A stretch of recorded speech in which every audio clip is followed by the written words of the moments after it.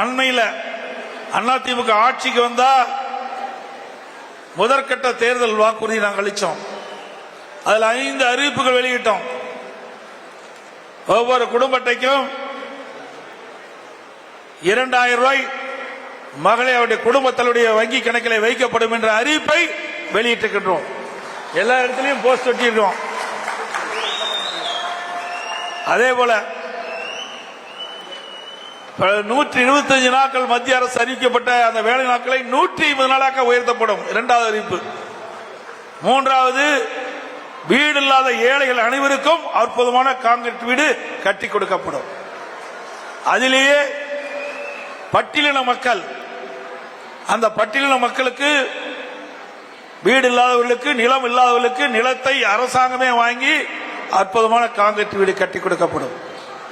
பட்டியலின மக்கள், அந்த குடும்பத்தில் வயது வந்த ஆண்கள் இருந்தால் திருமணம் ஆகி தனி குடித்தனம் போறாங்க.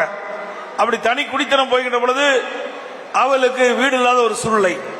இதை கண்டறிந்து அதிமுக ஆட்சி அமைந்தவுடன் அந்த திருமணமாகி தனி குடித்தனம் போகின்ற அந்த நபருக்கு அரசாங்கத்தை நிலத்தை வாங்கி அற்புதமான கான்கிரீட் வீடு அந்த பட்டியல மக்களுக்கு கட்டி கொடுக்கப்படும்.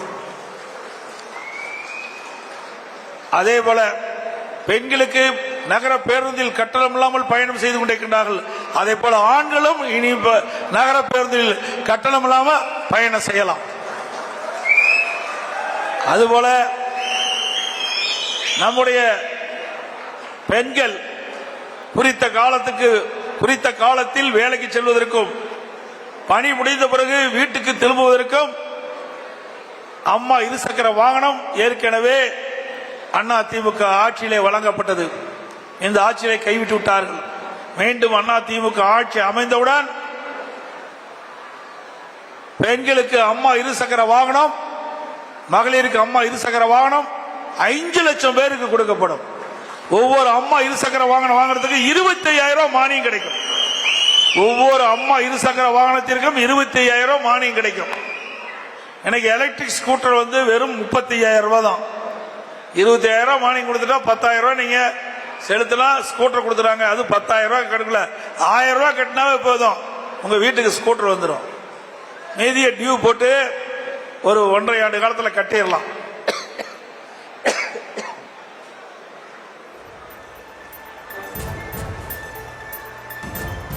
அதே போல தமிழகத்தில் சட்ட ஒழுங்கு அடியோடு சீர்கட்டு விட்டது.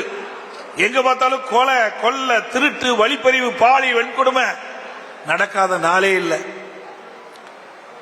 இந்த ஆட்சி நடக்குதா இல்லையா என்று மக்களுக்கு ஒரு பெரிய சந்தேகமே ஏற்பட்டு விட்டது. ஏன்னா தினந்தோறும் இந்த நிகழ்வுகள் நடந்து கொண்டே இருக்கின்றன. அதை தடுக்க துப்பில்லாத அரசாங்கம் தான் திமுக அரசாங்கம். எல்லா துறையிலும் ஊழல் நிறைந்த துறை அரசாக இன்றைக்கு திமுக அரசு காட்சி அளிக்கின்றது. அண்மையில் மேதக ஆளுநரை சந்தித்து பல்வேறு துறைகளில் நடந்த முறைகேடுகளை ஆதாரத்தோடு மேதக ஆளுநரிடத்தில் நாங்கள் சமர்ப்பிக்கப்பட்டோம். அதை விசாரிக்க வேண்டும் என்று வலியுறுத்தியிருக்கின்றோம். சுமார் 4 லட்சம் கோடி இந்த 4.25 ஆண்டு காலத்தில் இந்த திராவிட முன்னேற்ற கழக ஆட்சியில் ஊழல் நடைபெற்றிருக்கின்றது. இன்றைக்கு மத்தியில் இருக்கின்ற இடி நகர்ப்புற உள்ளாட்சி துறையில், குடிநீர் வழங்கல் துறையில் பல்வேறு முறைகேடு நடைபெற்றதாக அரசுக்கு அறிக்கை அனுப்பப்பட்டு அறிக்கையின் அடிப்படையில் எஃப்ஐஆர் பதிவு செய்ய வேண்டும் என்று கேட்டுக் கொண்டிருக்கின்றார்கள். 2 முறை இடி மாநில அரசுக்கு அறிக்கை அனுப்பப்பட்டிருக்கின்றது. ஆனால் மாநில அரசு அதற்கு உண்டான நடவடிக்கை எடுக்கப்படவில்லை. அதனால இன்னைக்கு நீதிமன்றமே அதை தலையிட்டு அந்த விசாரணை இன்னைக்கு நடைபெற்றுக் கொண்டிருக்கின்றது. அது மட்டுமல்ல, உங்களுக்கு நன்றாக தெரியும், அதிமுக ஆட்சியில் சேலம் மாவட்டம் எந்த அளவுக்கு வளர்ந்திருக்கின்ற நன்றாக தெரியும். நம்முடைய ஓமலூரிலிருந்து மேச்சேரி வரை அற்புதமான சாலை, 4 வழி சாலை சிறப்பாக அமைச்சு கொடுத்திருக்கிறோம். ஓமலூரிலிருந்து சங்ககிரி, சங்ககிரியிலிருந்து திருச்செங்கோடு 4 வழி சாலை, பிரம்மாண்டமான சாலை, போக்குவரத்து நெரிசல் இல்லாமல் செல்லலாம். அந்த சாலையும் செஞ்சு கொடுத்திருக்கிறோம். காடையாம்பட்டியை தலைமுடமாக கொண்டு புதிய தாலுகா கட்டி கொடுத்திருக்கிறோம். ஓமலூர் மருத்துவமனை கூடுதல் கட்டிடம், தாலுகா அலுவலகம் புதிய கட்டிடம். அம்மாவுடைய அரசு இருக்கின்ற பொழுது ஏழை மக்கள் நிறைந்த, ஏழை மக்கள் அதிக வசிக்கக்கூடிய பகுதியை தேர்ந்தெடுத்து அந்த பகுதியிலே அம்மா மினி கிளினிக் கொண்டாந்தோம். திரு ஸ்டாலின் அரசாங்கம் அதை கூட பொறுத்துக் கொள்ள முடியாம அம்மா மினி கிளினிக் திட்டத்தை மூடிவிட்டார்கள்.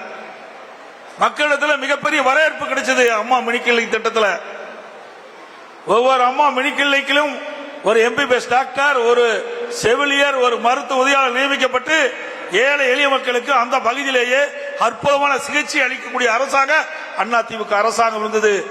மக்களிடத்திலே மிகப்பெரிய வரவேற்பு ஏற்பட்ட காரணத்தினாலே அந்த திட்டத்தையும் இந்த அரசு கைவிட்டது. மீண்டும் அதிமுக ஆட்சி அமைந்தவுடன் அம்மா மினி கிளினிக் திட்டம் தொடரும். இது ஏழைகளுக்காக கொண்டு வந்த திட்டம். திராவிட முன்னேற்ற கழக ஆட்சியில் எந்த ஒரு புதிய திட்டத்தையும் இதுவரை கொண்டு வரவில்லை. 100 ஏரி திட்டம் பிரமாண்டமான திட்டம். சேலம் மாவட்டத்தில் 4 சட்டமன்ற தொகுதியில் இருக்கின்ற 100 வறண்ட ஏரிகளுக்கு மேட்டூர் அணை நிரம்பி உபரி நீர் வெளியேறுகின்ற பொழுது நீரேற்றின் மூலமாக இந்த ஏரிகள் நிரப்புகின்ற திட்டம் இன்னும் முழுமையடையவில்லை. வேலுமனே திட்டமிட்டு அனைத்து இந்திய அண்ணா திராவிட முன்னேற்ற கழக ஆட்சியிலே கொண்டு வரப்பட்ட திட்டம் என்ற ஒரே காரணத்திற்காக இன்னும் அந்த திட்டத்தை முடிக்காம ஆமை வேகத்தில் நடந்து கொண்டிருக்கிறது. மீண்டும் உங்கள் துணையோடு அதிமுக ஆட்சி அமையும். இந்த நிலுவையில் இருக்கின்ற பணிகள் நிறைவேற்றப்படும். என மேச்சேரி, ஓமலூர் பகுதி, எடப்பாடி, சங்ககிரி மேடான பகுதி, வறண்ட பகுதி 800 அடி 900 அடி ஆழ்துளைகள் அமைத்தால்தான் தண்ணீர் கிடைக்கும். அப்படிப்பட்ட பகுதியில் அங்கங்க இருக்கின்ற ஏரிகளில் உபரி நீரை நிரப்புகின்ற பொழுது நிலத்தடி நீர் உயர்ந்து விவசாயத்திற்கு தேவையான நீர் கிடைப்பது, குடிப்பதற்கு தேவையான நீர் கிடைக்கும். அற்புதமான திட்டம். அந்த திட்டத்தை கூட நிறைவேற்ற மனமில்லாத அரசாங்கம் தான் திரு ஸ்டாலின் அரசாங்கம். எவ்வளவு கஷ்டப்பட்டு நாங்கள் கொண்டாந்தோம். நல்லது செஞ்சது சரித்திரமே கிடையாது. திராவிட முன்னேற்ற கழக அரசு மக்களுக்கு நல்லது செய்த சரித்திரமே கிடையாது. எந்தெந்த வகையிலே ஊழல் செய்ய முடியுமோ அத்தனை வகையில் ஊழல் செய்து கொண்டிருக்கின்றார்கள்.